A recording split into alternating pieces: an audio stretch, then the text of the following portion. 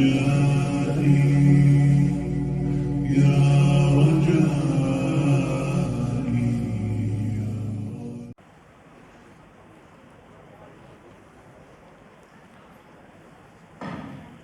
بالله من الشيطان الرجيم. بسم الله الرحمن الرحيم. تبارك الذي بيده الملك وهو على كل شيء قدير. الذي خلق الموت والحياة ليبلوكم أيكم أحسن عملا وهو العزيز الغفور. الذي خلق 7 سماوات طباقا ما ترى في خلق الرحمن من تفاوت فارجع البصر هل ترى من فطور ثم ارجع البصر كرتين ينقلب إليك البصر خاسئا وهو حسير. ولقد زينا السماء الدنيا بمصابيح وجعلناها رجوما للشياطين وأعتدنا لهم عذاب السعير. وللذين كفروا بربهم عذاب جهنم وبئس المصير. صدق الله مولانا العظيم.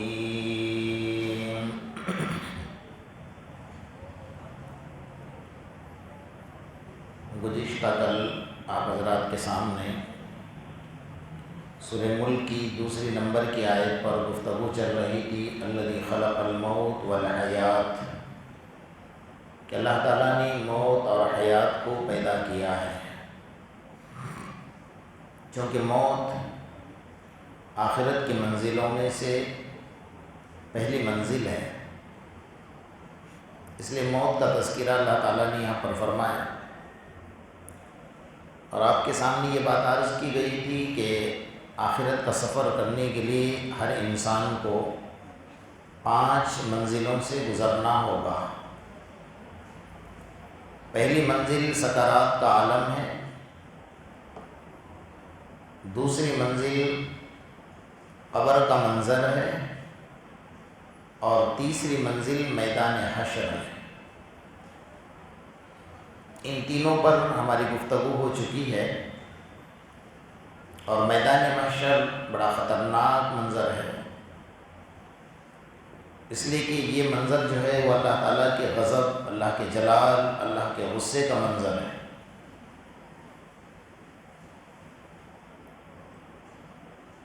اور آسمان پھٹ جائے گا اور سورج آپ کے سر پر آ کر کھڑا ہو جائے گا، اور صورت اپنی ساتھ آنکھیں کھول دے گا. جبکہ ایک آنکھ کھولی ہے تو یہ حشر ہے، جب 7 آنکھ کھولے گا تو ہمارا کیا حشر ہوگا. اس پر چند باتیں آپ حضرات کے سامنے عرض کی گئی ہیں. میدان محشر کے بعد میزان عدل ہے. اللہ تعالیٰ نے 4تھی منزل میزان عدل بنائی. یہ منزل بھی بڑی خطرناک ہے. یہاں عدل اور انصاف ہوگا.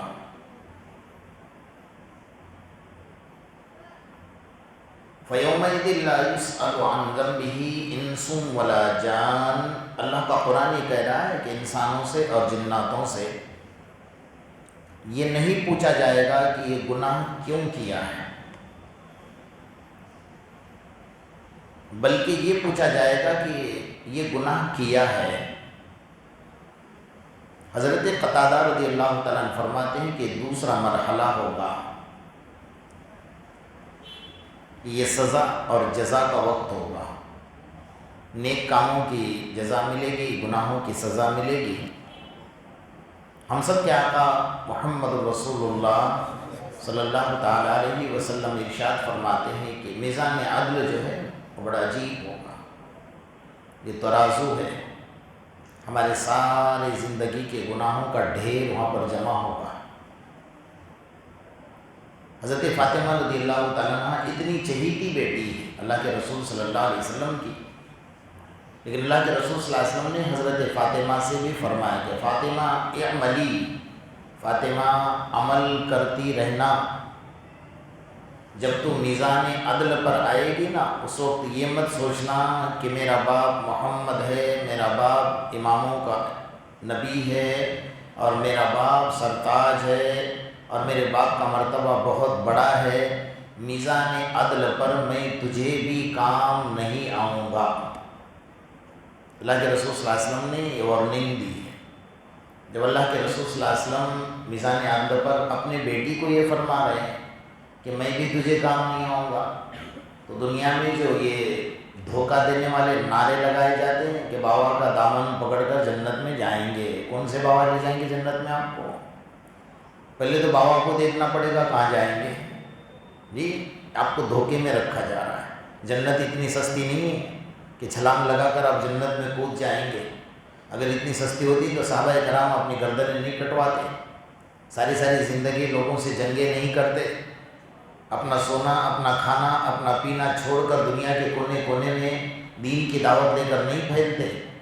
انہوں نے جن کو پتہ ہے جنت کی قیمت کیا ہے اور جنت اللہ کب دیتا ہے، تو اللہ کے رسول صلی اللہ علیہ وسلم نے فرمایا کہ فاطمہ اعملی، فاطمہ عمل کرتی رہنا، یہ میرے بھروسے پہ مت رہنا کہ میرا باپ نبیوں کا نبی ہے، امام الانبیاء ہے تو میرے ابا مجھے ساتھ دیں گے۔ فرمایا نہیں، تیرا عمل اور اللہ کا فضل و کرم اگر شامل حال ہوگا تو تو جنت میں جائے گی، ورنہ یہاں پر کوئی کسی کا ساتھ دینے والا نہیں ہے۔ تو اصل بات تو یہ ہے کہ اللہ تبارک و تعالیٰ نے یہ میزان اچھا یہاں بھی اللہ کی شان رحیمی دیکھو، کتنی کریم اللہ کی ذات ہے۔ آج تک سچ بات تو یہ ہے کہ ہم نے اللہ کی شان کریمی کو سمجھا ہی نہیں کہ اللہ کتنا شان کریمی والا ہے۔ ہم نے یہ سنا ہے کہ وَإِنَّ عَلَيْكُمْ لَحَافِظِينَ كِرَامًا كَاتِبِينَ يَعْلَمُونَ مَا تَفْعَلُونَ، کہ دونوں سائڈ پر اللہ نے فرشتوں کو رکھا ہے۔ سیدھے جانب کا فرشتہ امیر ہے اور بائیں جانب کا فرشتہ مامور ہے۔ جب بندہ گناہ کا ارادہ کرتا ہے تو فرشتہ لکھتا نہیں، جب گناہ کر لیتا ہے تو بائیں جانب کا فرشتہ لکھنے کے لیے ہاتھ میں کاغذ اور قلم جیسے لیتا ہے، اس کا نام اعمال لیتا ہے، تو سیدھے جانب کا فرشتہ روکتا ہے کہ رک جاؤ۔ کہا کیوں؟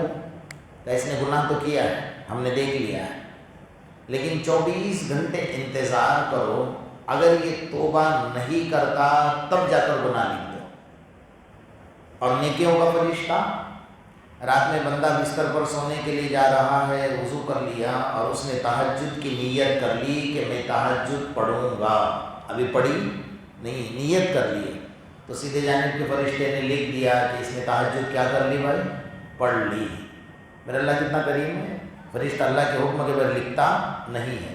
اچھا جب قیامت کے میدان میں اللہ کے دربار میں جب جائیں گے میزان عدل پر، تو یہ بائیں جانب کے فرشتہ ایک ہے اور سیدھے جانب کا فرشتہ، حدیث میں آقا نامدار محمد رسول اللہ صلی اللہ علیہ وسلم ارشاد فرماتے ہیں کہ صبح آتا ہے فجر میں، عصر تک رہتا ہے، عصر میں چلا گیا ہے، عصر میں دوسرا فرشتہ آیا، وہ دوسرے دن فجر تک رہتا ہے، پھر وہ گیا، پھر تیسرا فرشتہ آیا، تو سیدھے جانب کے فرشتوں کی ڈیوٹیاں کیا ہو رہی ہیں؟ تبدیل ہو رہی ہے، اور بائیں جانب کا فرشتہ اکیلا کھڑا ہے۔ قیامت کے میدان میں جب بائیں جانب کا فرشتہ گناہوں کا ڈھیر لے کر اللہ کے سامنے آئے گا، اللہ تعالیٰ فرشتوں سے پوچھیں گے، کیونکہ فرشتے بھی گواہ ہیں، زمین گواہ ہے، انسان کے اعضاء گواہ ہیں، فرشتے گواہ ہیں اور نام اعمال گواہ، یہ 4 گواہ ہیں۔ تو اللہ تعالیٰ فرشتوں سے پوچھیں گے کہ بائیں جانب والا فرشتہ کہے گا کہ اللہ یہ اس کا نام اعمال ہے، گناہوں سے بھرا ہوا ہے، میں نے کوئی کمی زیادتی نہیں کی ہے، جو اس نے کیا ہے وہی لکھا ہوا ہے۔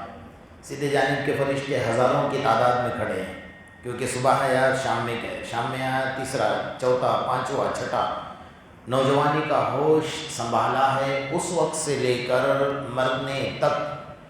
سیدھے جانب کے کتنے فرشتے ہو جائیں گے؟ جتنی زندگی گزاری ہے، ہر دن کے 2 فرشتے ہیں اس کے، ہر دن کے 2 فرشتے، اتنے سارے فرشتے آ کر کھڑے ہو گئے، لیکن یہ اللہ ہم گواہی دیتے اس نے عصر کی نماز پڑھی تھی، اس نے مغرب پڑھی تھی، عشاء پڑھی تھی، فجر پڑھی تھی، تو اللہ تعالیٰ فرمائیں گے بھائی یہ ہزاروں کی سنو، تیرے اکیلے کی سنو؟ ہزار تو کہہ رہے ہیں کہ نیک بندہ ہے اور تو کہہ رہا ہے کہ گناہ گار ہے۔ یعنی اللہ بندے کو کیا کرنا چاہتے ہیں؟ معاف کرنا چاہتے ہیں۔ اس لیے اللہ نے یہ بھی بہانہ بنایا ہوا ہے کہ بندے کو معاف کرنا چاہتے ہیں، تو اللہ تعالیٰ نے اس کے لیے ایک بہانہ بنایا ہوا ہے۔ یہ اللہ کی شان کریمی ہے۔ تو میزان عدل ایک بڑا عجیب منظر ہوگا، انسان کے ساتھ لا یغادر صغیرۃ ولا کبیرۃ الا احصاها، اس کے زندگی کے جتنے سانس اس نے لیے ہیں، جتنے پانی کے قطرے پیے ہوئے ہیں، جتنا کھانا کھایا ہوا ہے، جتنا پیسہ اس نے استعمال کیا ہے، کتنا پیسہ اللہ کے راستے میں لگایا ہے، کتنا پیسہ اس نے برباد کیا ہے، کتنا پیسہ غلط کاموں میں استعمال کیا ہے، کہاں کمایا، کیسے کمایا ہے، سارا کا سارا خزانہ فرشتوں نے لکھ کر اس کے نام اعمال کا دفتر یہاں لا کر رکھا ہوا ہے۔ پاؤں اکھڑ جائیں گے انسان کے جب تک اللہ تعالیٰ یہاں پر سوال نہیں کریں گے کہ بے زندگی کیسے گزاری۔ ایک سوال، یہ تو عام لوگوں کا سوال ہے، نوجوانوں سے الگ سوال ہوگا، نوجوانی کیسے گزاری۔ ایک زندگی کا سوال ہے، ایک نوجوانی کا سوال ہے، کیونکہ نوجوانی کا خون گرم ہوتا ہے، گناہوں کی طاقت زیادہ ہوتی ہے، بازو یہ طاقت مضبوط ہوتے ہیں، پیسہ پاس میں ہوتا ہے، اور اس کو اپنے نوجوانی پر غرور اور تکبر ہوتا ہے، اس کا خون گرم ہوتا ہے، شیطان اس کے پیچھے لگا ہوتا ہے، تو اس لیے نوجوانی کا سوال الگ سے اللہ فرمائیں گے نوجوانی کیسے گزاری۔ یہ بتاؤ، اصل تو نوجوانی کا موسم ہے عبادت کا، اللہ کو راضی کرنے کا۔ اس لیے حدیث میں فرمایا کہ نکاح سے پہلے نماز پڑھو گے، ایک نماز پر 10 گناہ کا اجر دیا جائے گا، نکاح کے بعد نماز پڑھو گے 25 نمازوں کا ثواب دیا جائے گا۔ کیوں؟ اب ایمان مکمل ہو گیا، ابھی تک ایمان کیا تھا؟ نامکمل تھا، نکاح کے بعد کیا ہوگا؟ ایمان مکمل ہو۔ اب نوجوان ہے، نوجوانی میں رو رہا ہے، توبہ کر رہا ہے، سجدے کر رہا ہے، اللہ کو منوا رہا ہے۔ حضرت شیخ سعدی رحمۃ اللہ علیہ فرماتے در جوانی توبہ کردن شیوے پیمبری، در جوانی توبہ کردن شیوے پیمبری، وقت پیری گرگزانی شود پرہیزگار۔ فرمایا جوانی میں توبہ کرنا انبیاء کی سنت ہے، انبیاء کا شیوا ہے، ورنہ بڑھاپے میں تو بھیڑیا بھی پارسا بن جاتا ہے۔ جب گناہ کرنے کی طاقت نہیں ہوتی، بڑھاپا آ گیا، ہڈیاں کمزور ہو گئی، اولاد نے ساتھ چھوڑ دیا، دولت ختم ہو گئی، کمر جھک گئی، آنکھوں کی بینائی چلی گئی، کانوں کی سنوائی چلی گئی، بال سفید ہو گئے، اب بوڑھا بن کر اللہ کو کہتا ہے اللہ گناہ نہیں کروں گا۔ اب کیا نہیں کرے گا؟ سب تو ختم ہو گئی طاقت تیری گناہ کرنے کی۔ تو بڑھاپے میں بھیڑیا بھی کیا بن جاتا ہے؟ پارسا بن جاتا ہے۔ اصل نوجوانی ہے، تو یہ نوجوانی کے بارے میں اللہ سوال کرے گا کہ تو نے نوجوانی کہاں اور کیسے گزاری ہے، مال کہاں سے کمایا، مال کہاں خرچ کیا۔ الگ سوال ہے، کمانے کا سوال الگ ہے، خرچ کرنے کا سوال۔ بہت سارے ایسے ہیں کماتے ہیں حلال طریقے سے اور حرام میں ڈال دیتے ہیں۔ حلال محنت سے کما رہا ہے، پسینہ بہا کر کما رہا ہے، نیندیں حرام کر کے کما رہا ہے، لیکن جب ڈالنے کا وقت آ گیا، بھائی ڈی جے بجاؤ، ناچنے والوں کو بلاؤ، اب نیا فتنہ نکلا ہے قوالی والوں کو بلاؤ۔ نیک سمجھ رہے ہیں نا ماشاءاللہ جی، پوری رات جھومتے رہو بیٹھے بیٹھے، قوالن بھی آ رہی ہے ماشاءاللہ، قوالی گانے والے مرد تو آتے، اب تو لیڈیز بھی آ رہی ہے، اور پوری رات بیٹھیں گے، فجر کی اذان تک چلے گا مشاعرہ۔ کیا نام دیا اس کو؟ مشاعرہ۔ ماشاءاللہ بہت اچھا نام بھی دیا ہے۔ پوری رات بیٹھیں گے، اور جب فجر کی نماز کا وقت ہو جائے گا سب گدھے سو جائیں گے، ایک بھی نماز کے لیے نہیں اٹھے گا فجر میں۔ تو پوری رات جاگنا کو کس کام کا ہے؟ اس سے بہتر تھا کہ 2 رکعت نماز مسجد میں پڑھ لیتا، چپ چاپ جا کر گھر میں سو جاتا اور فجر کی نماز میں اٹھ جاتا، تو اللہ تعالیٰ ساری رات کی عبادت کا ثواب دیتا۔ لیکن ہم نہیں بیٹھتے۔ ابھی بازار لگا ہے، بازار میں بیٹھیں گے، پوری رات بیٹھیں گے، مسجد میں 1 گھنٹہ آدھا گھنٹہ مشکل ترین ماحول نظر آتا ہے۔ نوجوانی کا موسم بڑے عبادت کا موسم۔ میرے آقا محمد رسول اللہ صلی اللہ علیہ وسلم جو نوجوان صحابہ کرام تھے نا، ان کو آگے بڑھایا، ہر جگہ پر آگے بڑھایا، ہر قدم ان کا آگے بڑھایا، اور بچوں کو بھی آپ نے نظر انداز نہیں کیا ہے۔ میدان بدر کا واقعہ آپ پڑھیے کہ چھوٹے چھوٹے بچے جن کے گھٹنے تک بھی نہیں لگا کرتے تھے، ان کو بھی نظر انداز نہیں کیا ہے۔ اس لیے مسجدوں میں بچوں کو آنے دیا کرو، یہ بچے تمہارے مستقبل کا چراغ ہیں۔ ہو سکتا ہے اس میں سے کوئی ولی پیدا ہو جائے، کوئی قطب پیدا ہو جائے، کوئی امام پیدا ہو جائے، لیکن اس کو طریقہ سکھا کر بلایا کرو کہ مسجد میں جا کر تجھے کیا کرنا ہے، عبادت کرنی ہے، نماز پڑھنی ہے، اور اللہ کے علاوہ کسی اور کام میں مشغول نہیں ہونا ہے۔ بچوں کی تربیت کر کے مساجد میں بلاؤ۔ تو اللہ کے رسول صلی اللہ علیہ وسلم نے میدان بدر میں بچوں کو بھی نظر انداز نہیں کیا۔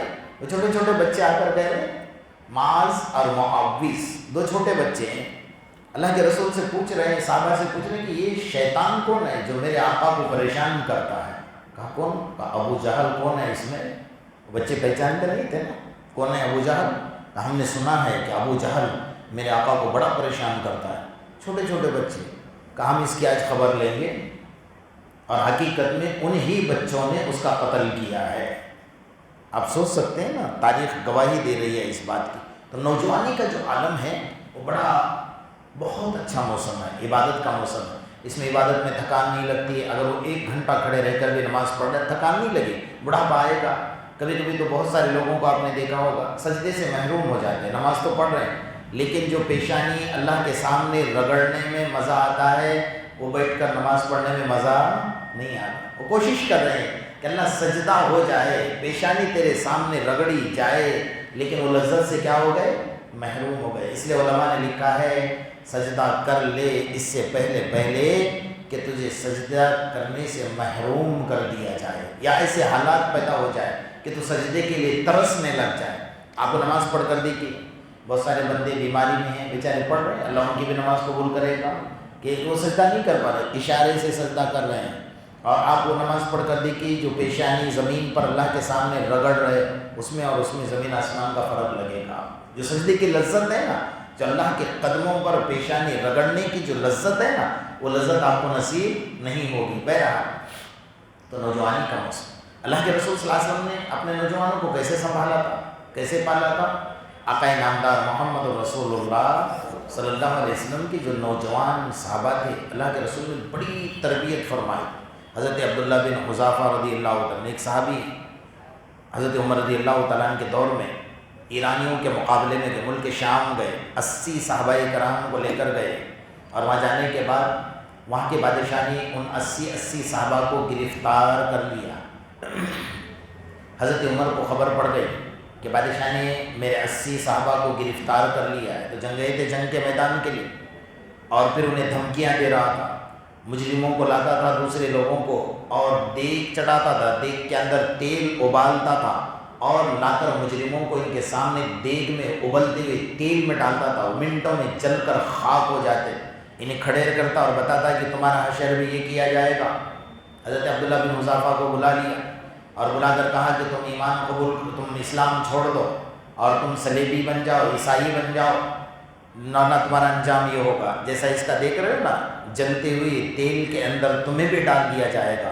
حضرت عبداللہ بن حذافہ نے ٹھنڈا سانس لیا، کہا مردار خبردار کان کھول کر سن لے، میں محمد کا غلام ہوں۔ میں کون ہوں؟ محمد کا غلام ہوں۔ لا الہ الا اللہ محمد الرسول اللہ، میرے خون کے قطرے قطرے میں کلمہ بسا ہوا ہے، اگر میری 100 جان ہو نا، 100 جان، یہ 100 جانیں بھی ایسی دیکھ کے اندر میں ڈال دوں گا، میں ڈرتا نہیں ہوں، اس لیے یہ آس لگانا چھوڑ دے کہ میں ایمان سے پھر جاؤں گا۔ کیا تربیت کی تھی اللہ کے رسول صلی اللہ علیہ وسلم۔ اکیلے صحابی کھڑے ہیں، پوری بادشاہ، پوری سلطنت، پوری حکومت کھڑی ہے، لیکن کوئی مجال نہیں کہ حکومت ان کا بال بیکا کر سکے، لیکن گرفتار ہو گئے تھے۔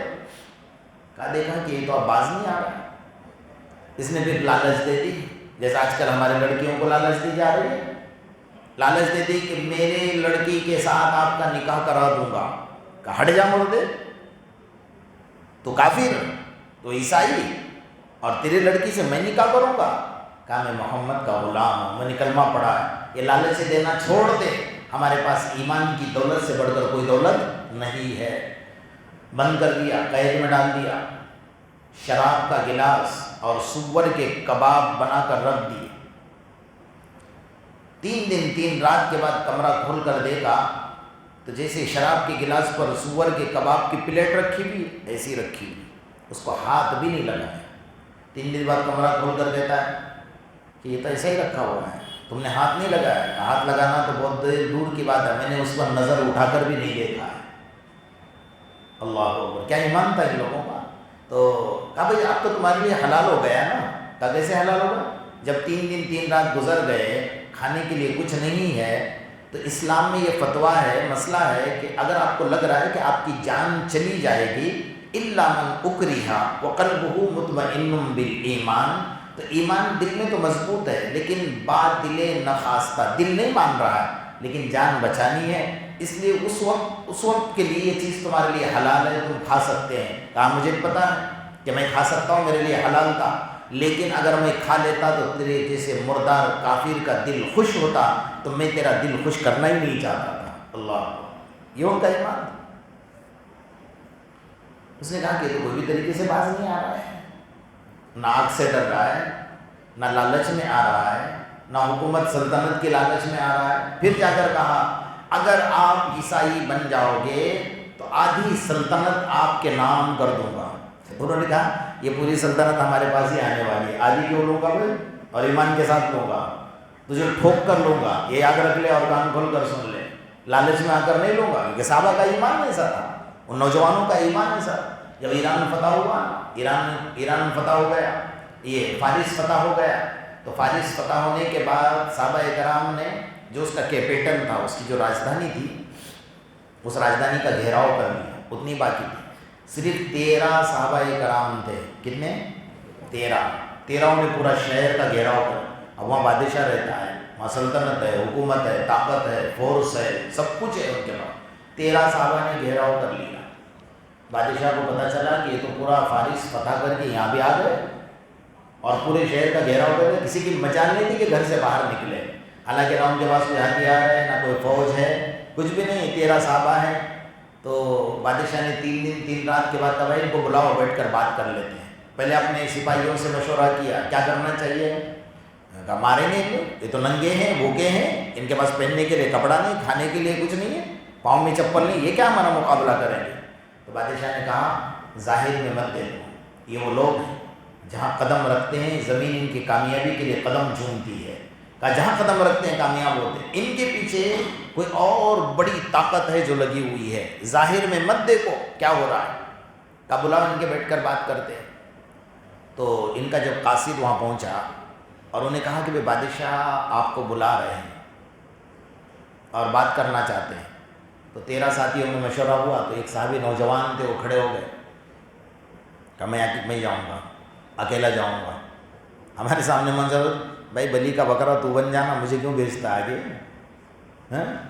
ہم نے کئی جگہ پر دیکھا ہے ہمارے مسلمانوں کا ایمان، میں نے خود کئی جگہ پر آزمایا ہے کہ ہمارے اندر کتنی ہمتیں ہیں، کتنی طاقتیں ہیں، ہمارا ایمان کتنا کمزور ہے، کتنا مضبوط ہے۔ ہم نے کئی جگہ پر امت کو آزمایا، اللہ کرے ہمارا ایمان مضبوط بن جائے۔ ایک صحابی کھڑے ہو گئے نوجوان، جن کے پاؤں میں چپل نہیں تھی اور محاصرہ کرنے کی وجہ سے کپڑوں پر پورا میل اور دھول لگی ہوئی تھی اور پیون لگے ہوئے تھے، اور جہاں بٹن نے وہاں کانٹے لگے ہوئے تھے، ببول کے کانٹے لگے ہوئے تھے، اور ہاتھ میں اتنی چھوٹی سی تلوار تھی جس پر زنگ لگا ہوا تھا، گھوڑے پر زین نہیں تھی۔ وہ صحابی کہتے میں اکیلا جاؤں گا، آپ لوگ کھڑے ہو جاؤ۔ تو بادشاہ کے پاس جانا ہے، چاروں طرف فورس لگی ہوئی ہے، ہتھیار لے کر کھڑے ہیں، تو تمہارے اکیلے کا تو کچمبر بنا دیں گے۔ ظاہر تو یہ کہہ رہا ہے نا موٹے، یعنی میں اکیلے جاؤں گا، آپ لوگ کھڑے رہو، آپ محاصرہ کرو شہر کا۔ تو انہیں یوں لگا کہ اس کے محل سے لے کر دور تک پوری فورس دونوں طرف سے کھڑی تھی کہ صحابی آ رہے ہیں۔ بادشاہ سے ملاقات کی، ان کو یوں لگا کہ وہ گھوڑے پہ سے وہاں اتر جائیں گے اور ہماری فورس کھڑی ہے، تو بادشاہ کا محل اتنے دور ہے، وہاں چلتے چلتے جائیں گے۔ وہ تو تیز رفتار گھوڑا دوڑا کر گئے اور سیدھا ساری فوج کو چیرتے ہوئے سیدھا بادشاہ کا جو محل کا دروازہ تھا نا، وہ دروازے پر گھوڑا کھڑا کیا اور کود گئے اور جا کر سیدھا اس کی مسند پر بیٹھ گئے۔ وہ تو مسند سے نیچے بیٹھا ہوا تھا۔ اس نے کہا جو آ رہے ہیں تو بیٹھ کر بات کروں گا۔ اب وہ ساری فورسیں جھک کر دیکھ رہی ہے کہ میں بادشاہ کی مسند پر بیٹھ گیا ہے، تخت پر بیٹھ گیا آ کر، سب جھک کر دیکھ رہے تھے۔ اس کو کاٹو تو بیچارے کا خون نہیں نکلے، اندر اندر تو کھولتا ہوگا نا، یہ میری جگہ پر آ کر بیٹھ گیا، میں تو نیچے بیٹھا ہوا ہوں۔ تو اس نے کہا یہ تمہارا طریقہ ہے؟ میں کہا اب میری مسند پر بیٹھ گئے ہیں؟ تو صحابی مسکرا کر کہہ رہے ہیں میرے آقا محمد الرسول اللہ صلی اللہ علیہ وسلم نے کتوں کے دربار میں جانے کا طریقہ یہی سکھایا ہے، کوئی کہے گا آج؟ کوئی کہے گا یہ جملہ؟ اس کو سامنے بیٹھ کر کریں، کتوں کے دربار میں جانے کا طریقہ میرے آقا نے یہی سکھایا ہے۔ تو بیچارہ تو سوکھ کھا گیا تھوڑی دیر کے لیے، تو میری مسند پر اتنی فوج کھڑی ہے، میرے شہنشاہ، میری سلطنت، میری حکومت، میری بادشاہت، میرا مسند، میرا گھر، اور وہاں بیٹھ کر کیا کریں؟ کتوں کے دربار میں جانے کا طریقہ میرے آقا نے یہی سکھایا۔ کہا کیا چاہتے ہو؟ کیا اسلم تسلم، ایمان قبول کر لے، اور نہیں کرے گا تو یہاں بیٹھ گئے، یہ مسند ہماری ہوگی، اور تو نے اگر ایمان قبول نہیں کیا، یہ ہماری تابعداری نہیں کی، ہم فارس فتح کر کے آئے ہوئے ہیں، تو اپنے آنکھوں سے دیکھے گا کہ تمہاری بیٹیاں ہمارا بستر درست کرنے والی بنے گی۔ تو برا گیا بیچارہ۔ یہ نوجوان صحابہ کرام تھے جن کے ایمان کا جذبہ تھا۔ ہمارے اندر کہاں ایسا ایمان کا جذبہ؟ ہمیں تو حی علی الصلاۃ، حی علی الفلاح کا مطلب آج تک سمجھ میں نہیں آیا ہے۔ ہم گردنیں جھکانے کے لیے تیار نہیں، اللہ کے سامنے کیا گردنیں کٹوائیں گے بھائی؟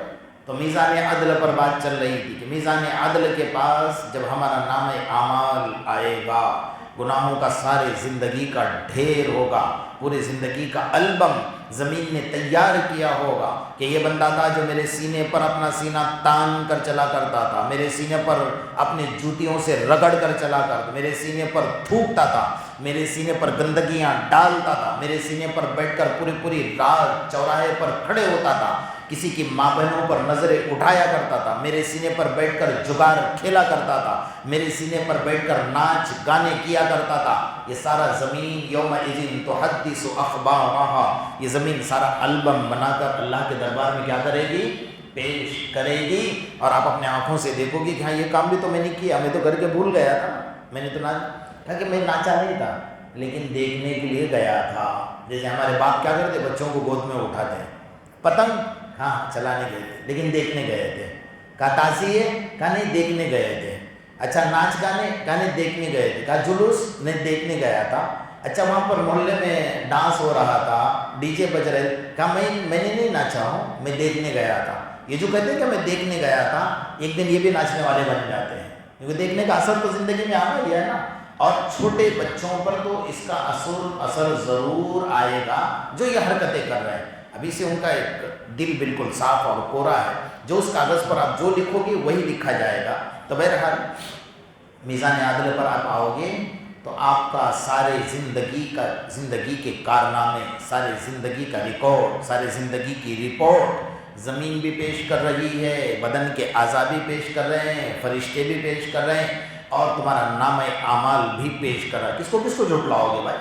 نہ تم زمین کو جھٹلا سکتے ہیں، نہ اعضاء کو جھٹلا سکتے ہیں، نہ فرشتوں کو جھٹلا سکتے ہیں، نہ تمہارے نام اعمال کو جھٹلا سکتے ہیں۔ اس لیے نیک اعمال کرو، اللہ نے موقع دیا ہے، اس موقع سے فائدہ اٹھاؤ۔ اور ابھی یہ جو موقع اللہ نے غنیمت دیا ہوا ہے، بڑا عجیب موقع ہے، نیکیوں کا سیزن ہے، چند دن اس میں بچے ہوئے ہیں۔